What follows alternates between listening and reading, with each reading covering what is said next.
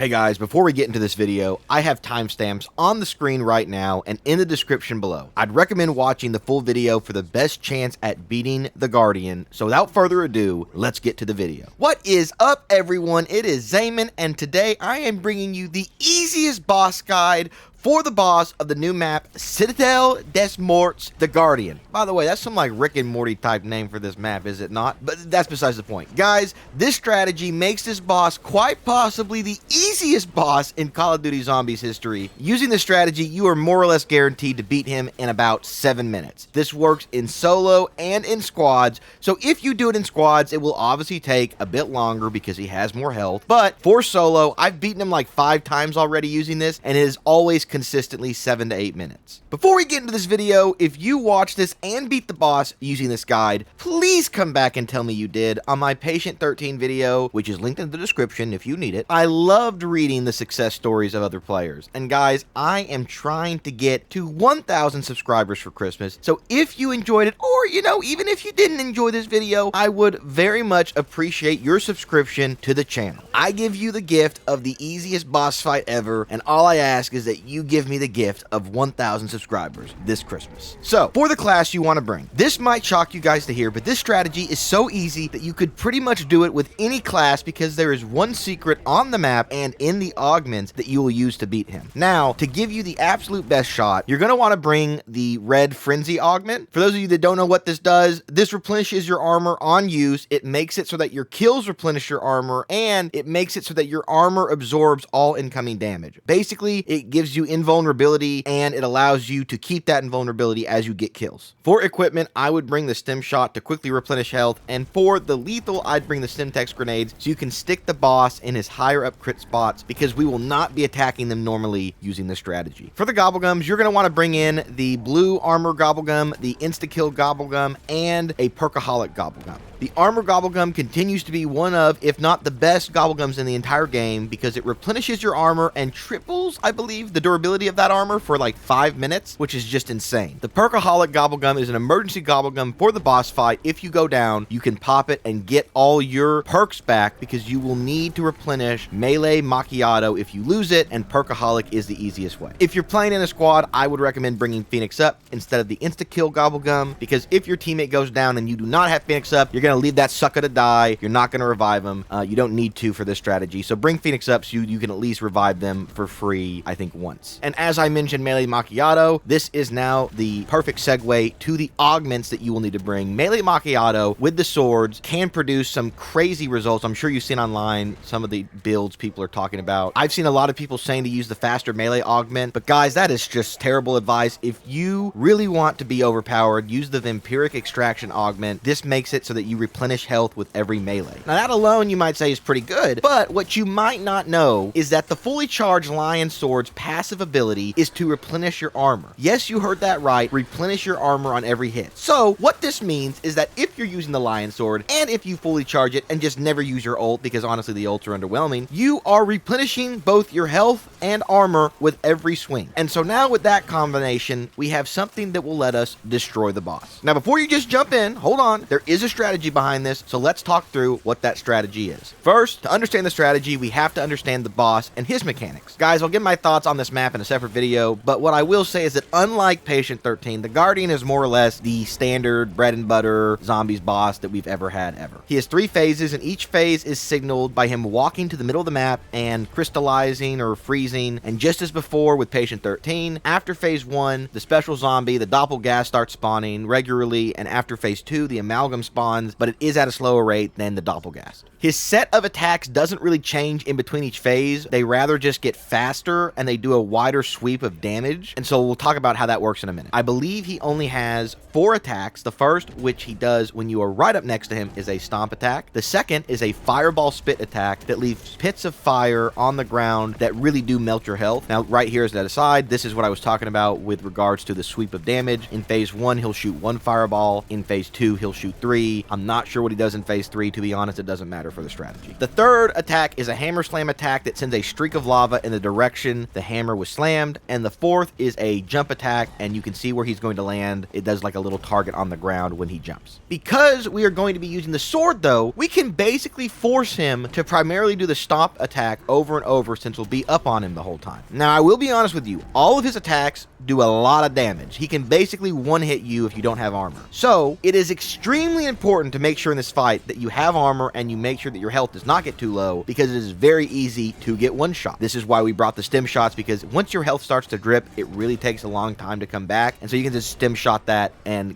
remove the risk of your health not coming back fast enough. Also, his attacks seem to track you, kind of like how the Mangler cannon did, so I found that sliding and attack sprinting were essential when you're not up close swinging on him. For this strategy, I also found, interestingly enough, that phase 1 was the hardest phase, and phase 2 and 3 were consistently easier. I think this has to do with the speed of his attacks and when he gets animation locked, because even though he does the attacks faster in phase 2 and 3, it just felt so much simpler once I got through phase 1. And so the good thing for you is that once you make it past phase 1, with this strategy, you're more or less guaranteed to win the fight. Lastly, important to know for each phase is that when he goes and crystallizes in the middle, the arena fills with lava, and so the arena shrinks in between each phase. So now that we understand the mechanics, we need to understand his health. He has 4 armor plates, I believe it's 4, that you can break and reveal crit spots. There's 2 on his shoulders and there's 2 on his calves. He might also have armor on his forearms that you can break and reveal crit spots. Either way, as you will find out here shortly, that doesn't really matter. What is odd about his crit spots is they get destroyed after you put a bit of damage into them. Now, this only happened once, but what I did see is once I destroyed all of his crit spots, all of the crit spots replenished, and then they were there permanently for the rest of the fight. Again, as you will find, the crit spots don't really matter for the strategy, but important to note, he has either 4 or 6 shoulders and calves, definitely. They might also be the forearms. They will break, but once you destroy them all, they will come back. Also important to note, for the strategy, the hitboxes are kind of weird while using the sword, and over the fight, you will break his armor, and you will break his crit spots, but honestly, I really just wouldn't worry about that too much. Like I said, you don't need that for this strategy. And so now I've said strategy about 1,000 times. You know what? Drop a like and subscription for how many times I said strategy, but now actually onto the strategy. As I've said, guys, this is literally as easy as using the Lion Sword, which is also named Solaris. I have used explosive weapons, bullet weapons, all the great guns against Patient 13 on Terminus are basically useless here. All these YouTubers saying the ASG, the Sigma, the GSPs, get all that out of here, we don't need any of them. No disrespect to my fellow YouTuber, though I know we're just trying to put out content, but honestly, do not listen to their advice. All you need is the Lion Sword. But you might be saying, well, Simon, if I'm doing this in squads, there's only one Lion Sword. So if you're doing this in squads, just have your teammates bring a ray gun, honestly, and just have them focus on the crit spots and keeping the zombies off the person with the Lion Sword. I would recommend, of course, fully pack-a-punching your ray guns if you are in a squad, but honest to God, you do not really need another gun. In my testing, the ray gun was probably the easiest and most consistent. I've used most of the ARs against this guy already, and the ray gun just made it so much easier. Even if it does a little bit less damage over time, I think, it's just, you know, it's a single-shot weapon, and you don't have the ADS. It's just easier to use than an AR. Now, most of this strategy works regardless of if you're in a solo or a squad, but I will have some more squad-specific advice at the end because it is kind of unique. I have beaten it in a squad. My first time beating it was with my friend Uncanny Marine, who actually, I have to give him credit, discovered how busted this sword is. So I'll have some scuffed footage from his run because I was dead, so it's scuffed, but you will see it works in solos or squads. So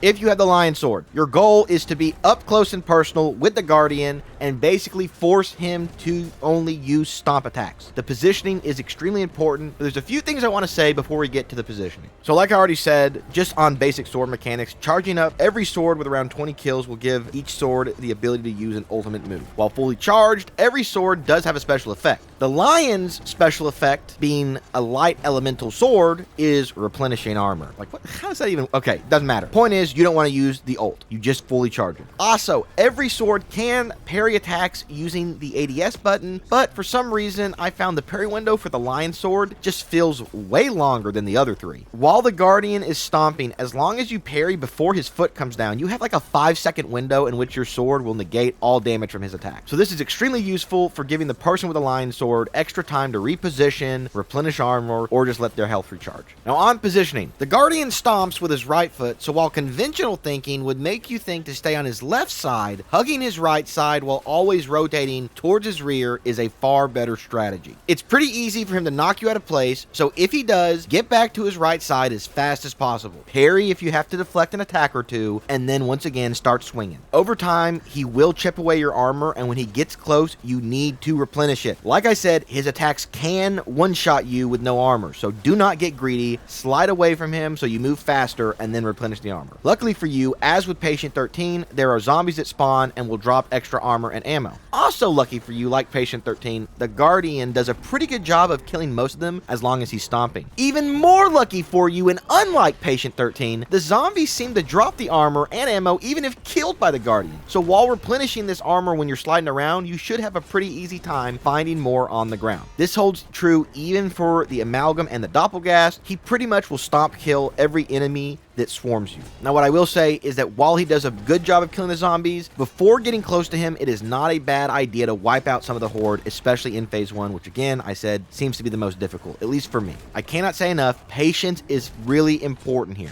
Do not get greedy with your armor. Make sure it stays replenished. If you have to run, go get more armor. You need to be patient with your armor and your health. Do not try and push it. If your health starts to get low, pop a stim shot. You have 5 of them if you have max. Do not get greedy and be patient. Luckily for you, you listened to my guide and brought the armor gobblegum, which is incredible. And with that activated combined with the lion sword, I think it's actually impossible for him to break your armor. Now guys, I think that only lasts for 5 minutes. So it's important to note, if you pop it too soon, you're going to have to fight him at the end without the extra armor. As I've already said before, but important to restate, especially near the end, he starts to do more fire damage. And so it's very easy for you to start taking fire damage over time. So for your frenzy upgrade, I would say save it until your health runs low, because it could be a bit difficult to regenerate, or if your armor is gone, that's a perfect time to use it too. But once you do use it, you better go and wail on him as much as you can. If he does end up downing you, this is why you brought the emergency perkaholic, so that you can get your melee macchiato back and get back in the fight. And for squads, like I said in the beginning, if someone who isn't the swordsman go down, you really just need to let them die unless you have Phoenix up. When I beat this the first time with Uncanny Marine, I kept going down because I listened to my favorite YouTubers and brought the GSP. They were useless, did nothing against him, and so then I tried to use my Raven sword to help, and he kept one-shotting me. Marine kept trying to revive me, but once I told him to stop and to lock in, he focused on the boss, and it honestly was pretty smooth sailing from that point. And honestly, guys, it really is as easy as I'm saying. As you can see on the screen, most of this video, I think, has just been from one of the boss fights where I beat him. It's that short, it's that easy, you just keep swinging. And honestly, it really is that easy.